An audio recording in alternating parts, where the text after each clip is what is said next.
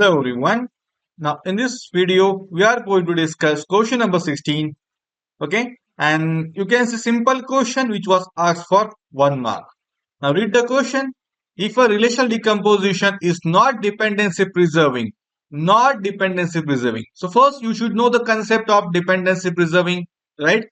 Then which one of the following relational operators will be executed more frequently in order to maintain the dependencies, right? Now what is decomposition here?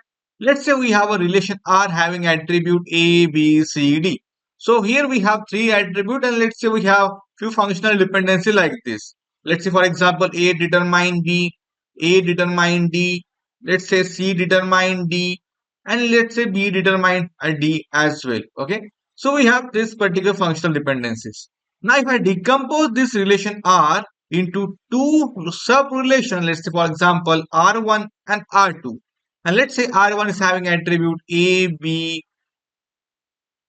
C. Let's say for example A determines C here, right? And R2 is having what? CD here. Now if you see here, it is basically a lossless decomposition. So this is basically a lossless decomposition. I hope everyone knows what is lossless decomposition because C is common attribute here and from C I am going to get CD, that is basically R2, and all attributes are getting covered here in R1 union R2. So this is basically lossless decomposition. But what about dependency preserving? Here you can see, if you see functional dependence F1, A determine B, A determine C, I can say, right? Here you can see in F2, C determine D, right? But what about B determine D here? Where this functional dependency will go? Is this preserved or not?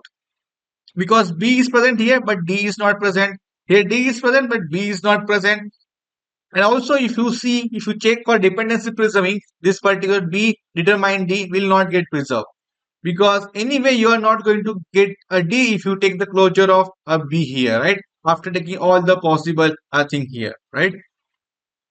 So here you can see B determine D is not preserved.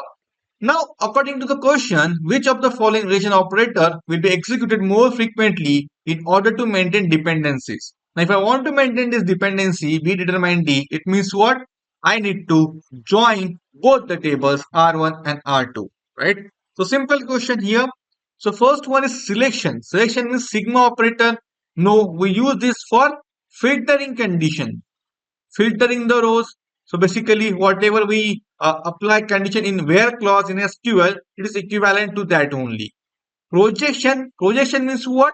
We are projecting some attribute, phi operator. So it is basically equivalent to what? Select operator in SQL, right? Now what about the join? If we join the two decomposed table R1 and R2, then we can maintain the dependencies here like that. So join is the correct option here. What about set union here? So how union is going to maintain the dependencies? No, union, how it works, it will give us the common element between both the set, right? And the remaining element from set A and set B like that. So that is what union is. So union is not going to maintain the dependencies, right? Only join. Only we need to join both the tables, then only we can get back to original table and here where the dependency is applicable. Okay. I hope you understand a simple question, but here you should know the concept of lossless decomposition, right? What is decomposition? What is lossless decomposition? And what is dependency preserving here? Okay, thank you.